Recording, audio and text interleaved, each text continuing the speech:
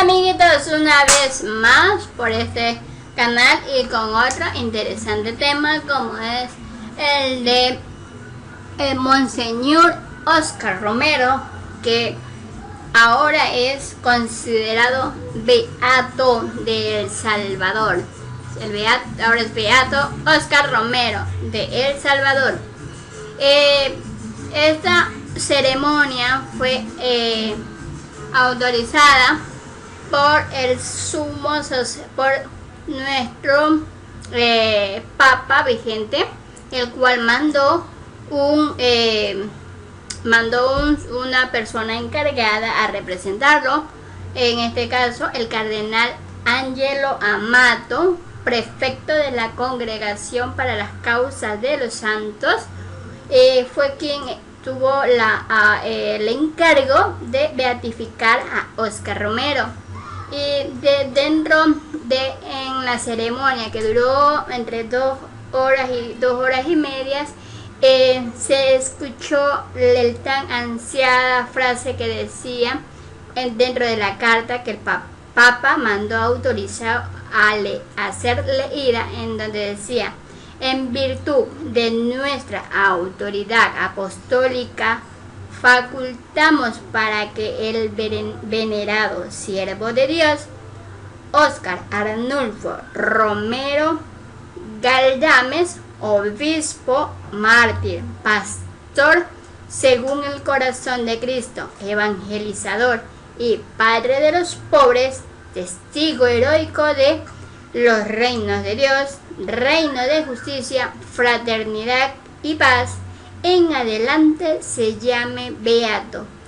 Qué hermosa frase que se escuchó, y fue el momento en que fue declarado beato a Óscar Arnulfo Romero Galdames, un gran líder católico, pastor de El Salvador, quien luchó muchas situaciones que durante su tiempo en vida El Salvador sufrió, pues con la ayuda de él se resolvieron muchos casos. Ayudó bastante en aquellas guerras civiles que hubieron dentro de El Salvador. Y actualmente los salvadoreños sienten que aún falta en que por todas sus obras que Romero hizo, ellos quieren que el Papa lo considere a Romero como santo, porque él hizo grandes obras por el bien de El Salvador. ¿Ya? Entre las visitas de las grandes autoridades que llegaron a la beatificación de Romero estaba los presidentes de nuestro país, Rafael Correa de aquí Ecuador, y Juan Carlos Varela de Panamá. ¿Ya?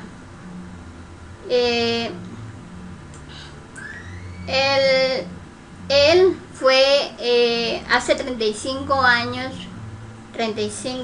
fue que realizó su última misa.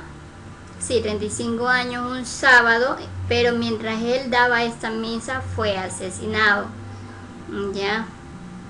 Entonces, pues para muchos es un santo por todas sus obras que ha hecho. Ya. ¿Qué más? Es un gran líder, una persona a seguir sus ejemplos. Bueno chicos, a continuación ya les voy a poner un video de parte de la vida de Romero, del beato Romero, ¿ya? En donde ustedes podrán conocer más de él. Y pues a quienes sean católicos, pues en nuestra a los compañeros de El Salvador, pues bien por ustedes que tienen un nuevo beato, que tienen un nuevo próximo santo para tenerlos como vocación, como a donde ustedes pueden hacer sus pedidos de intercesión ante Dios Todopoderoso, que Él les sigue haciendo los milagros. Pues amigos, entonces eso es todo, amiguitos, espero que les guste el video, se me cuida, besitos, bendiciones, hasta la próxima, bye bye, miau miau, y a continuación el video.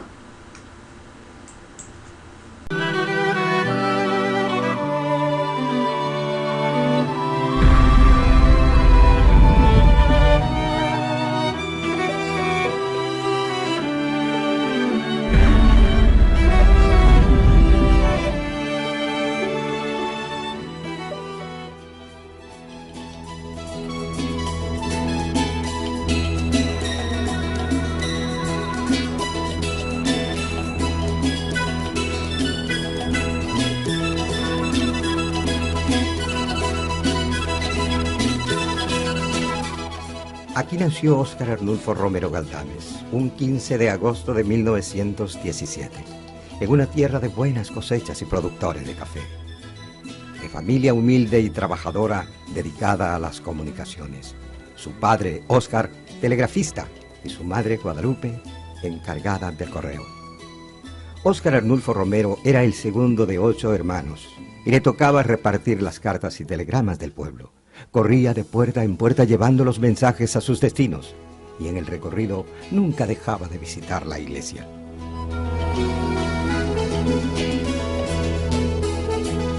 Iba a la escuela y donde salía, iba a dejar telegramas, a repartir telegramas, como el papá era telegrafista y la mamá era administradora de correos.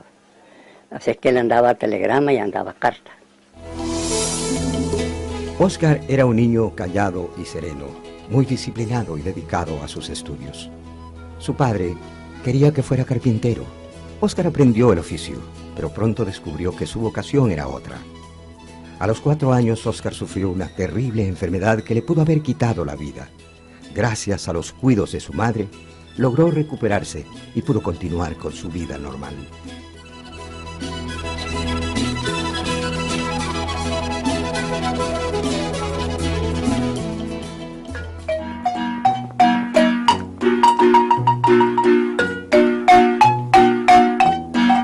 Venía a buscar a Aloncho porque le encantaba de que le tocara la Dios nunca muere. Y también le tocaba esa de Selajú. Bien patente, lo tengo, que se ponía enfrente en esa puerta y Aloncho ya arreglaba la marimba y él solito le tocaba lo que le pedía.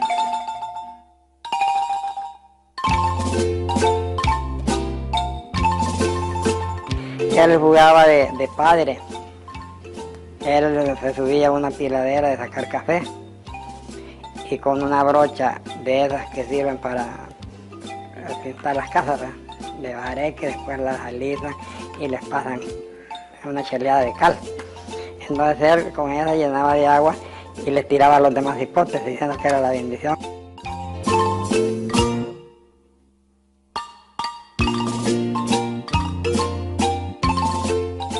Por las noches, Óscar se levantaba a orar en el borde de la cama mientras sus demás hermanos dormían. Diariamente llegaba a la iglesia a rezar el rosario y su madre se dedicó a transmitirle la devoción por los santos. Toda una vida de devociones estaba presente desde su infancia. Es a sus 12 años cuando Óscar daba el primer paso en el camino de su vida pastoral.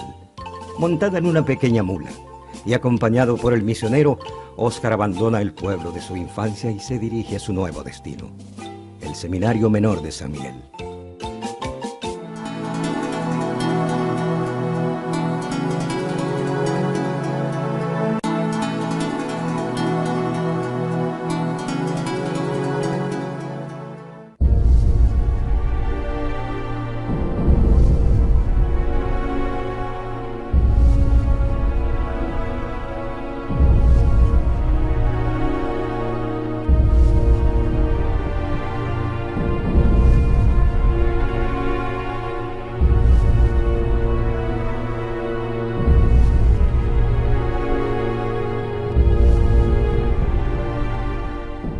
Esta era la situación de violencia que vivía el país, mientras Óscar vivía un ambiente de tranquilidad y estudios en el seminario. avanzando en su formación sacerdotal.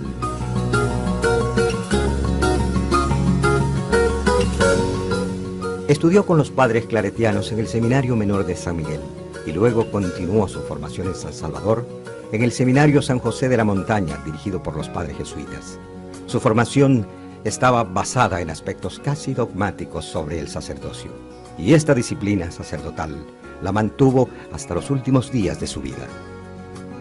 En 1937, por su capacidad académica, disciplina y espiritualidad, fue elegido junto a su mejor amigo Rafael Valladares para ir a Roma y terminar sus estudios sacerdotales en el Colegio Pío Latinoamericano. Roma se vuelve su nuevo hogar, donde continúa labrando su sueño de infancia, el sacerdocio.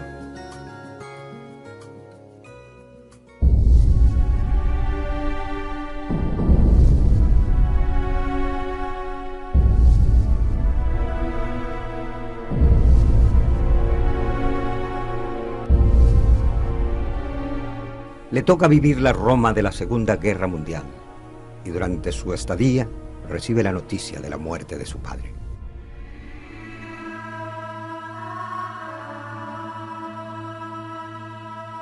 En 1941 concluye sus estudios sacerdotales en la Pontificia Universidad Gregoriana, pero debido a su edad es obligado a esperar a cumplir los 25 años de vida que exigían los cánones para consagrarse al sacerdocio.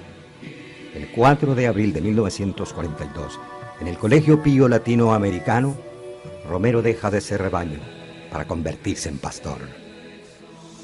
Mientras regresaba de Roma en barco y por proceder de Italia, un país aliado al régimen de Hitler, es hecho prisionero de guerra en Cuba junto a su amigo Valladares y toda la tripulación. Un mes después, unos misioneros que atendían los campos de concentración lo identificaron como sacerdote, y es así como recobra su libertad. Llega a Ciudad Barrios en agosto de 1942 en medio de una gran alegría y fiesta popular. ¿Por qué quiero ser sacerdote? Para correr el riesgo que muchos jóvenes no saben ver. Porque quiero ser en el pueblo de Dios signo de unidad y proclamar la buena nueva a los necesitados. Porque de esta forma hago presente a Cristo y su Evangelio en el mundo de una manera más completa y más entregada.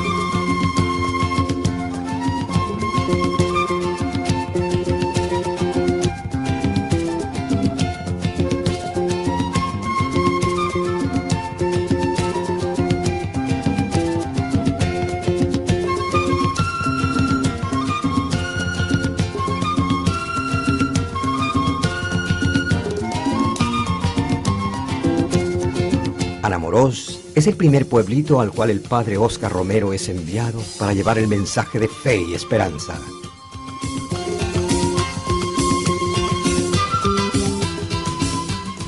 Cada vez nos poníamos a platicar de lo que me contaba del Roma y todas las cosas por allá. Y le veía aquí como estamos aquí en esta. No, me dice, pero estamos aprendiendo, porque las cosas que uno conoce aquí no se conocen en ninguna parte del mundo. Y esto de convivir con la gente pobre, me dice, es la mejor bendición que puede haber, porque es gente más sincera.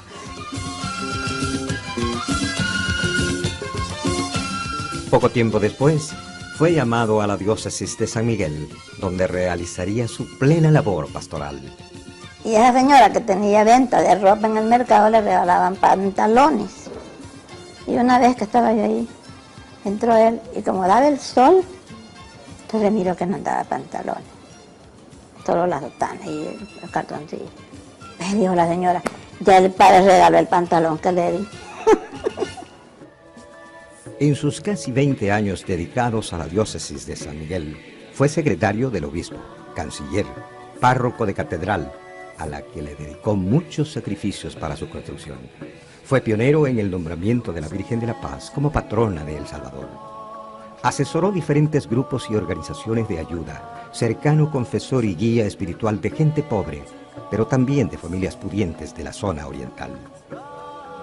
Pero no todo era felicidad en la vida del virtuoso sacerdote. Sus múltiples actividades y su concepto de sacerdocio casi angelical le trae conflictos con algunos sacerdotes de la diócesis, quienes lo ven celosamente como el segundo después del obispo. Y donde yo pongo mis pies, sé que ya los puso Cristo y ha dejado un gran calor de amor, porque aunque ve allí señales de sangre, de espinas, de escupidas, de polvo, de dolor, sé que son los pasos del amor que va dando el Señor, y que todo aquel que lo sigue no va siguiendo a un tirano, va siguiendo al Salvador, al verdadero Mesías. En la vida del padre Romero estaba plasmado su amor a las comunicaciones. Se convierte en director del semanario Chaparrastique de la diócesis. Además, escribe para el Diario de Oriente y participa en diferentes medios de comunicación. En lo espiritual, su vida como sacerdote estaba ligada a los principios dogmáticos que había aprendido en su formación. Amigos cercanos sabían del castigo corporal del padre Romero con el cilicio y la disciplina. Nadie cuestionaba que su dimensión sacerdotal estaba basada en los más ortodoxos y tradicionales conceptos de vida sacerdotal.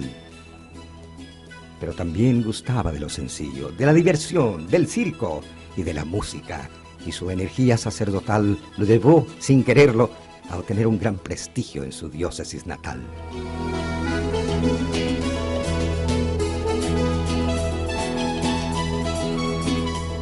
Por su amplia labor sacerdotal, es nombrado secretario de la Conferencia Episcopal de El Salvador y ocupó el mismo cargo en el Secretariado Episcopal de Centroamérica.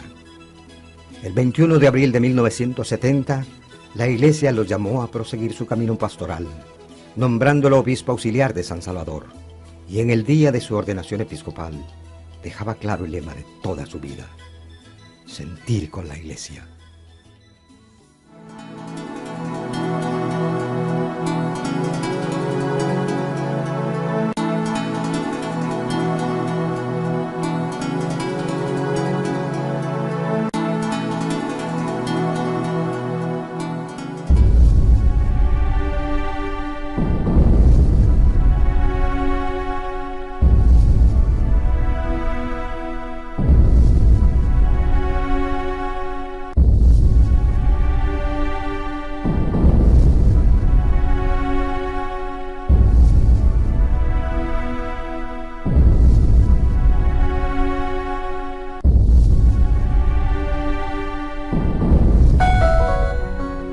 Procedente de una realidad menos acelerada que la de la capital, Monseñor Romero se encuentra ante un clero muy activo en San Salvador, con algunos sacerdotes que opinaban que la organización popular era un mecanismo justo para la liberación del pueblo.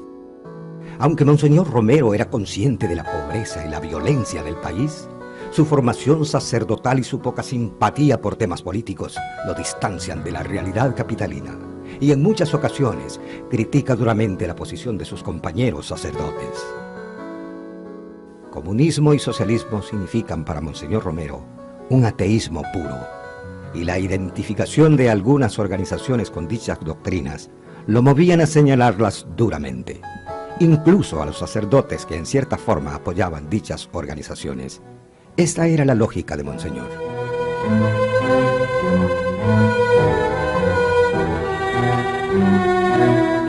Como obispo auxiliar, es nombrado director del semanario Orientación y le da un giro al contenido del mismo, por lo que comienza a ser criticado, sobre todo por un sector del clero, quienes lo acusan de convertir al semanario en un periódico lejano a la realidad arquidiocesana. Toda esta situación marca en Monseñor Romero un sinsabor en su labor pastoral en San Salvador. Y en esas condiciones recibe la noticia de su nombramiento como obispo de Santiago de María, nombramiento que siente como una salida a su difícil situación.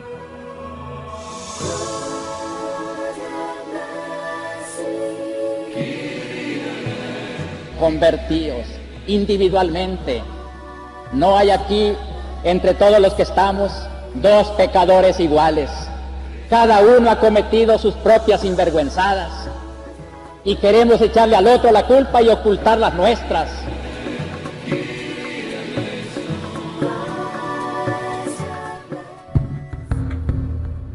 El 15 de octubre de 1974 es nombrado obispo de la diócesis de Santiago de María, ubicada en una zona dedicada exclusivamente a la producción del café. El 14 de diciembre del mismo año toma posesión de la diócesis. En Santiago de María la situación no era diferente a la crisis de San Salvador. Y allí el obispo Romero vive una nueva experiencia de pobreza que invade a la gente más vulnerable. Como lo afirma una de sus biografías, en Santiago de María me topé con la miseria. En medio de todo, siguió siendo el sacerdote virtuoso, disciplinado y espiritualista de años atrás. Él fue al pueblo, no es de aquellos de que esperan que el pueblo vaya a ellos. Él fue al pueblo, fue a descubrir la realidad del pueblo. Y cuando vio que no era mentira lo que se suponía, lo que uno intuía, y se dio cuenta de esa gran realidad, fue que eso le fue a él transformando, por decirlo así, no su modo de ser, sino su modo de actuar. Tenía la cualidad de que predicaba muy bien, tenía facilidad de palabra. La gente le gustaba escucharlo. Era un predicador popular, o sea, era capaz de transmitir una idea profunda, de transmitírsela al pueblo con sencillez. El pueblo le entendía lo que decía y por eso le gustaba escucharlo. Fue un hombre de Dios y en Dios encontró a los pobres, a los marginados, oprimidos.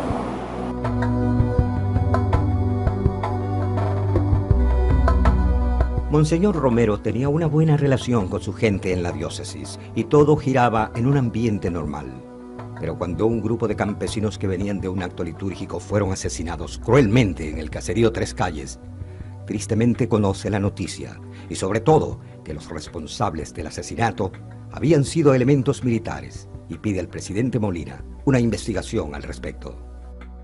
Algunos sacerdotes pedían que condenara enérgica y públicamente el hecho de violencia.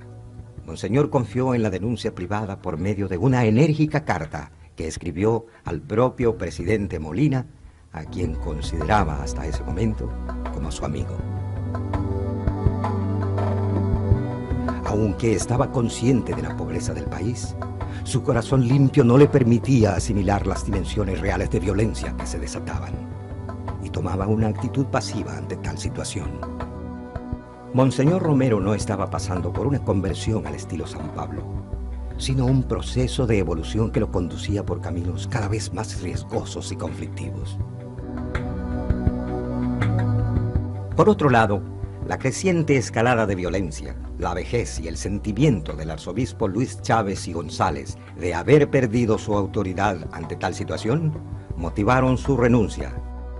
El obispo auxiliar Monseñor Rivera se perfilaba como el candidato idóneo, pero como el mismo Rivera lo manifestó, la lógica de Dios desconcierta a los hombres.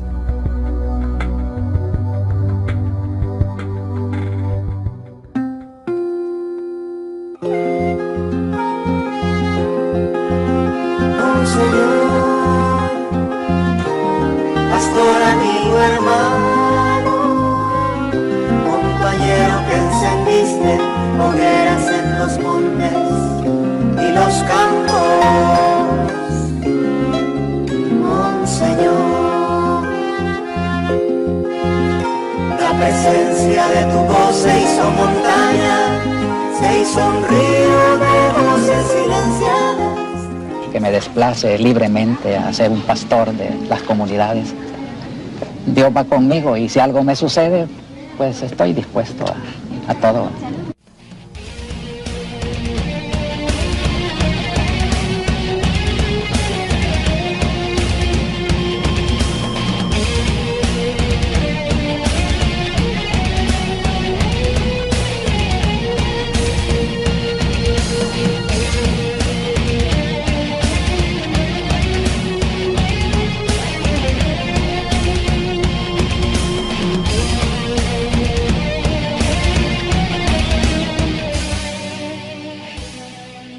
En medio de un ambiente de violencia y temor, el 3 de febrero de 1977 fue nombrado arzobispo de San Salvador, lo que sería para muchos una gran sorpresa.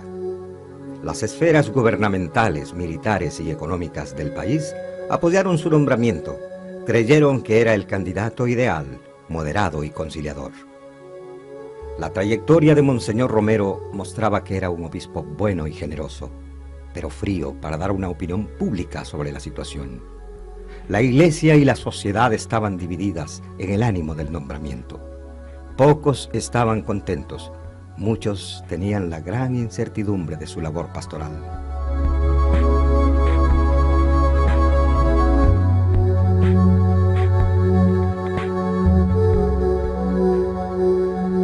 Al inicio de su labor pastoral, recibe una terrible noticia. El 12 de marzo de 1977, el padre Rutilio Grande, un sacerdote virtuoso y amigo personal de Monseñor Romero, es asesinado. El presidente Molina es quien le da la trágica noticia y las condolencias a Monseñor Romero. Cuando las investigaciones señalaron a elementos militares como autores del crimen, Monseñor Romero se siente engañado y decide no asistir a reuniones con el gobierno hasta que estos aclaren los hechos. La trágica noticia del asesinato del padre Rutilio Grande era algo que tocaba a todos sin excepción. El hecho unió al clero y Monseñor Romero convoca a una misa única en la catedral. Por su identificación con el sufrimiento de los pobres, al agudizarse la situación, la iglesia es vista por el gobierno y la clase pudiente como fermento de la subversión en el país. La extrema derecha comienza a convertir en sangre el odio contra los cristianos comprometidos. Por su parte, la extrema izquierda se aferra a la revolución como salida a la situación del país y utilizan el dolor de las víctimas como elementos de su lucha. Y así hubo cientos y cientos de campesinos asesinados, de obreros asesinados, de maestros asesinados, de catequistas asesinados. La gente escondía sus Biblias porque tenían miedo de que por esa razón podrían causarles algún daño o hasta la muerte. El temor de Monseñor Romero a encontrarse con una situación violenta era un hecho, pero al encontrarla, afrontó la situación al lado de su iglesia y su pueblo. Los pobres no se los inventó Monseñor Romero. El hambre no se la inventó Monseñor Romero. La violencia no se la inventó Monseñor Romero. Las injusticias no las hizo Monseñor Romero. Ahí estaban. Y él las tuvo que iluminar desde la fe y desde el Evangelio. Por eso le pido al Señor, durante toda la semana, mientras voy recogiendo el clamor del pueblo y el dolor de tanto crimen, la ignominia de tanta violencia, y que me dé la palabra oportuna para consolar, para denunciar, para llamar a arrepentimiento, y aunque siga siendo una voz que clama en el desierto, sé que la iglesia está haciendo el esfuerzo por cumplir con su misión. Había una visión de que este país necesitaba cambios profundos, pero en función del país, porque mientras estuviera pensando en función de determinados grupos, entonces nunca se iba a poder encontrar una alternativa que diera esperanza al menos a todos. Entonces él tenía más bien una visión de conjunto, una visión global. Siendo un predicador nato, con una admirable inteligencia y preparación, las homilías de Monseñor Romero se convirtieron cada domingo en una cita obligatoria en todo el país. Documentos encontrados en sus archivos demuestran que Monseñor Romero realizaba pequeños apuntes antes de su predicación, basada en el Evangelio, documentos del Papa, el magisterio de la Iglesia e informes de hechos noticiosos elaborados por gente de su confianza.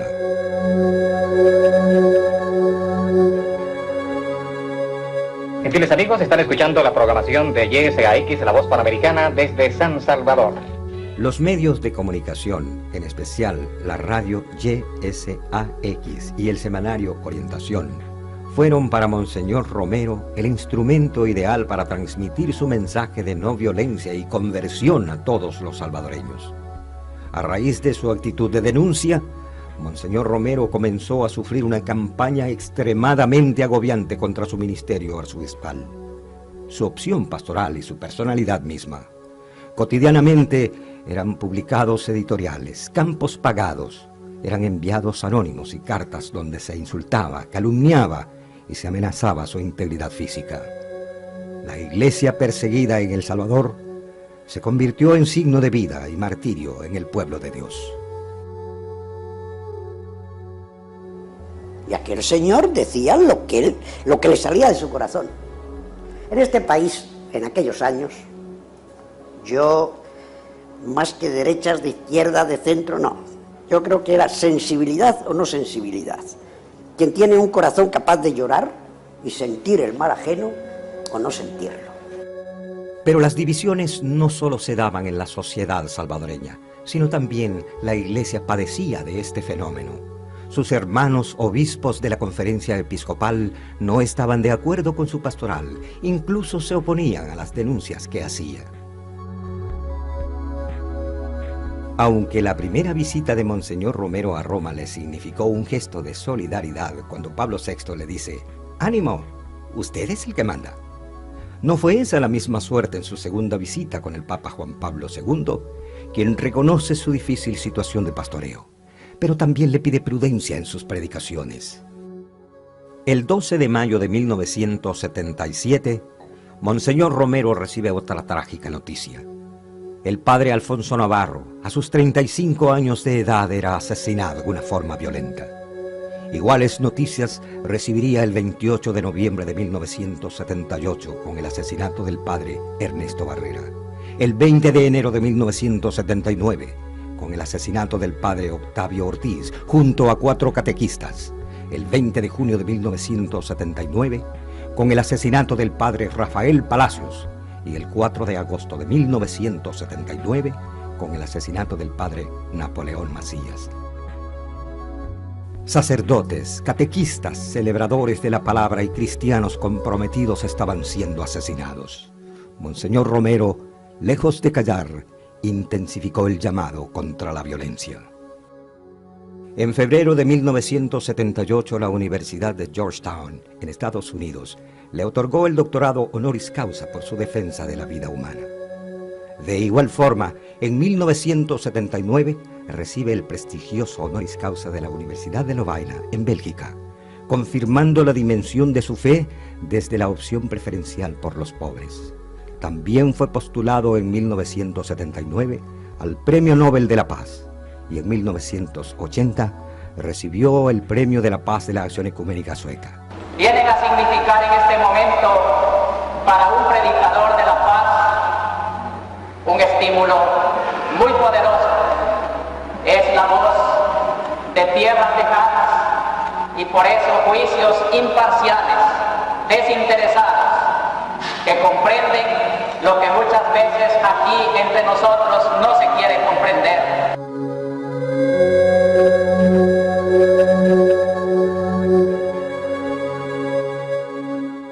Entonces, la persecución prácticamente era a mansalva, diría yo impune. No había ninguna confrontación y toda aquella persona que tenía una opinión diferente, que pretendía darle 2 o 3 niveles mayores de democracia a lo que estaba viviendo El Salvador en aquel momento, era considerado extremista, subversivo o comunista, y así era perseguido. Pero los conflictos no solo le venían por su llamamiento al gobierno y la extrema derecha para el cese a la violencia, sino además por sus duras críticas a las organizaciones político-militares de izquierda, a quienes llamaba a no idolatrar su organización y sobre todo a buscar mecanismos racionales de solución. Por tal motivo, los sectores más radicales de la izquierda estaban convencidos que Monseñor Romero no se convertiría nunca en un aliado de su proyecto revolucionario.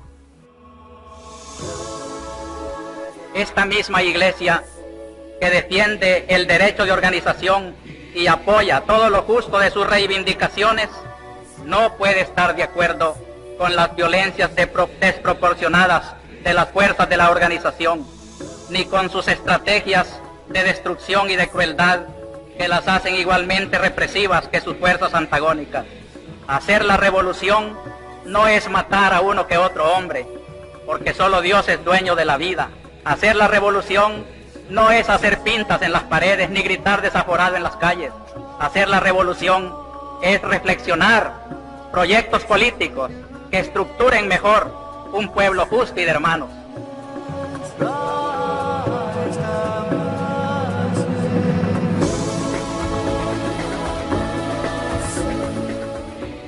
Había una doble imagen en la vida de Monseñor.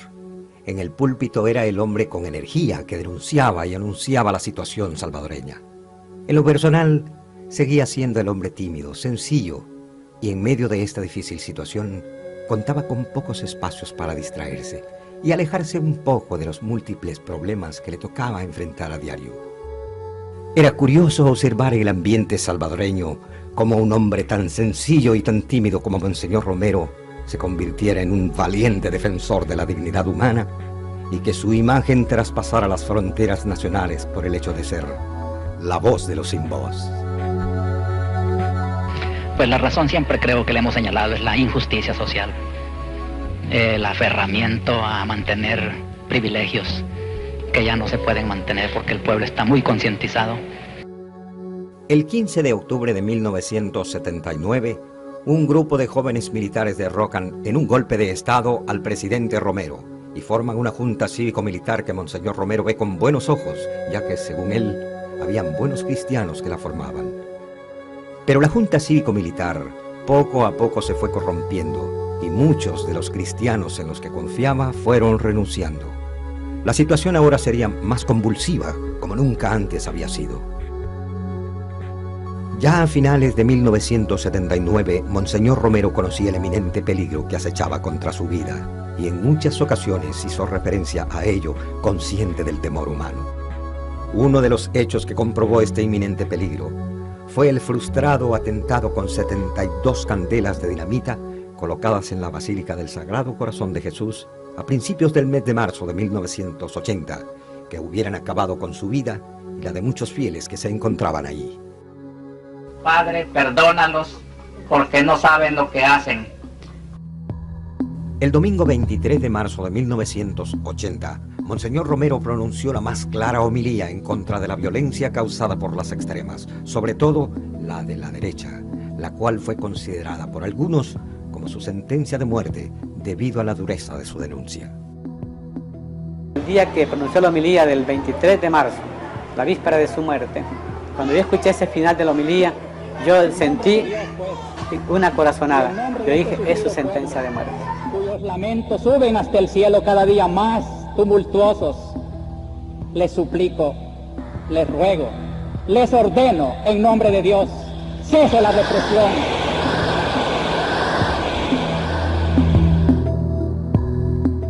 Antes de su asesinato, como si fuera un misterio de Dios, Monseñor Romero apuntaba en sus últimos ejercicios espirituales las condiciones de su inminente asesinato. Mi otro temor es acerca de los riesgos de mi vida. Me cuesta aceptar una muerte violenta que en estas circunstancias es muy posible. Mi disposición debe ser dar mi vida por Dios, cualquiera que sea el fin de mi vida. Las circunstancias desconocidas se vivirán con la gracia de Dios. Él asistió a los mártires, y si es necesario, lo sentiré muy cerca de entregarle mi último suspiro. Pero qué más valioso que el momento de morir es entregarle toda la vida y vivir para Él. Así comento mi consagración al corazón de Jesús, que fue siempre fuente de inspiración y alegría cristiana en mi vida. Así también pongo bajo su providencia amorosa toda mi vida y acepto con fe en Él mi muerte, por más difícil que sea. No quiero darle una intención como lo quisiera por la paz de mi país y por el florecimiento de nuestra iglesia, porque el corazón de Cristo sabrá darle el destino que quiera. Me basta, para estar feliz y confiado, saber con seguridad que en Él está mi vida y mi muerte, que a pesar de mis pecados, en Él he puesto mi confianza y no quedaré confundido, y otros proseguirán con más sabiduría y santidad los trabajos de la Iglesia y de la patria. Con 63 años de vida, 38 años de vida sacerdotal y 3 años de fructífera labor arzobispal, el odio que genera la aferración al poder y el dinero acabaron con su vida terrenal. Pero una eternidad de fe, fortaleza y confianza de un hombre bueno habían comenzado. Desde el niño mensajero hasta el que toma la mula y recorre una nueva vida, pasando por el prisionero en Cuba, por el padre virtuoso de San Miguel, el obispo incomprendido en San Salvador, el amigo de los cortadores de café en Santiago de María, hasta el más grande defensor de la verdad ante la más grave situación salvadoreña, Monseñor Romero dejó un legado infinito de amor para toda una generación.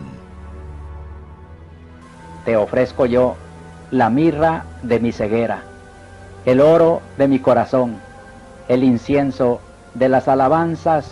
Mientras tenga voz en mi garganta, te alabaré en esta vida, con la esperanza de que al terminar esta jornada se abrirán mis ojos para verte por siempre en la resurrección del último día.